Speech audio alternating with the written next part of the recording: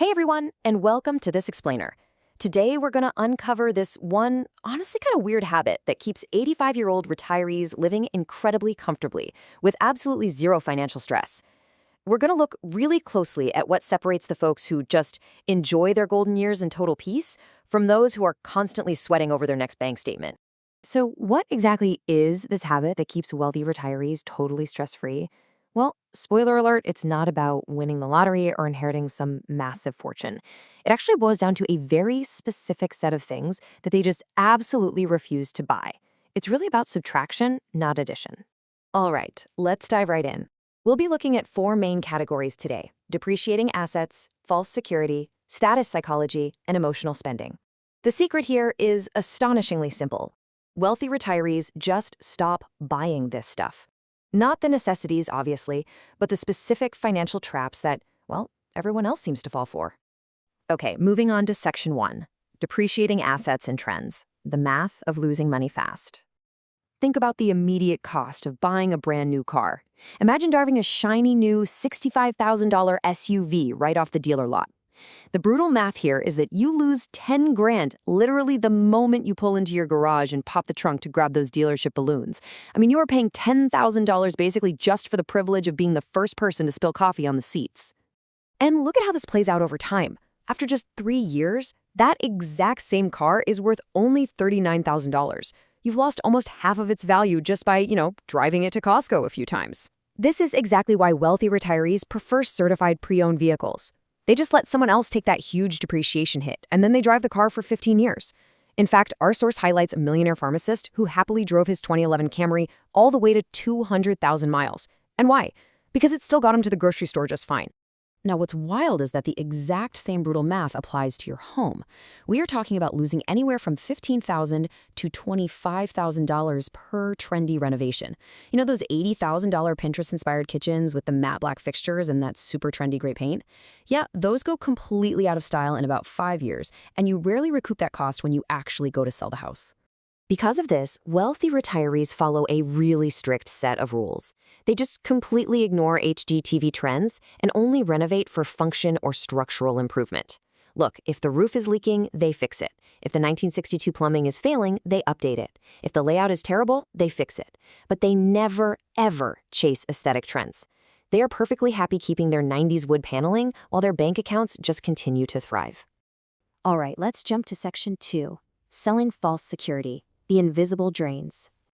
We have absolutely all experienced this at the checkout counter. The salesperson looks at you with the grave concern of a doctor delivering bad news and asks, "Sir, would you like to add the 5-year protection plan for just $249.99? The real truth here, these extended warranties are just pure profit for the store. Most products either fail in the first year, when they're already covered under the free manufacturer's warranty, or they fail way after this paid plan is already expired. So, the crucial takeaway here is their super simple philosophy when it comes to risk. Insure only the catastrophic stuff: your health, your home, your liability, and then completely self-insure the rest. Wealthy retirees are not buying a $14.99 a month policy to protect their toaster oven against acts of God, and they definitely aren't buying insurance for a goldfish. Basically, if you can't afford to replace a small item out of pocket, well, you probably shouldn't be buying it in the first place. But honestly, nowhere is paying for false security worse than with percentage-based financial advisors. A standard advisor charging a tiny 1% fee annually? It sounds totally harmless, but watch how the math absolutely explodes. On a $1 million nest egg over a 25-year retirement, that tiny fee compounds to devour anywhere from $300,000 to $500,000 of your money. I mean, wow. Compare that to a fee-only fiduciary where you pay a flat rate only when you actually need comprehensive advice. Wealthy retirees avoid this silent drain entirely by following these really simple steps. Step 1, they often spend just 20 minutes a year managing simple, low-cost index funds themselves. Step 2, if they do need help, they hire fee-only fiduciaries for flat-rate plans. And step 3, by paying less in fees, they keep more of their own money, which obviously makes it last significantly longer. Moving right along to section 3, status and expensive hobbies, the logo phase versus true wealth. So when people truly build wealth, a major psychological shift happens. They completely abandon what you might call the logo phase. You know the phase I'm talking about? The giant Gucci belts, the Louis Vuitton bags, the huge, loud branding. Instead of trying to look rich, they focus on being rich by valuing absolute quality over branding.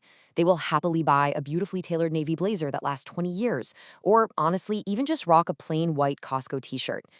The brutal reality is that walking around with a $1,500 designer handbag does not impress genuinely wealthy people. They just don't feel the need to advertise their wealth to absolute strangers.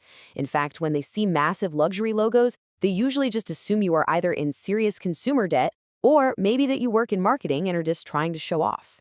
And this exact same mindset applies directly to their hobbies. While regular folks might blow $50,000 a year on country club memberships, crazy expensive golf gear, or yachts, wealthy retirees usually pick low-cost passions.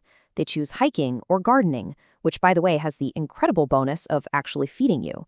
They read books from the public library, do a little woodworking, fish from a $300 kayak, or maybe play pickleball, which requires what, about $40 in gear?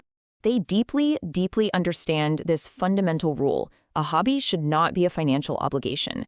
If your chosen leisure activity gives you a minor heart attack every single time you open your credit card statement, well, it's not actually a hobby. It's just a financial obligation with extra steps. And it's stressing you out when you are supposed to be relaxing. And finally, let's get into section 4, the silent wealth thief, emotional spending. Now listen up, because this is arguably the biggest threat to your retirement. It destroys more wealth than bad investments and medical bills combined. I am talking about emotional purchases. The definition here is really vital to understand. An emotional purchase is anything you buy because of how you feel, not because you actually need it. Retirement is just an absolute minefield of emotional triggers. It leads to buying things online just because you're bored on a Tuesday afternoon, or ordering something just so you have a package to look forward to when you're feeling, a little lonely. But wealthy retirees, they develop this amazing superpower called emotional spending immunity. They recognize the stark difference between spending money to feel better, like impulse online shopping or buying $400 toys for the grandkids, and actual emotional fulfillment. They realize that money literally cannot fix feelings.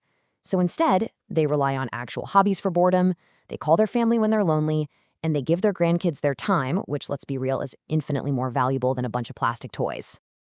Here is a great little tool you can actually use tonight. The next time you are about to click Buy Now on Amazon late at night, just pause and ask yourself this single, powerful question.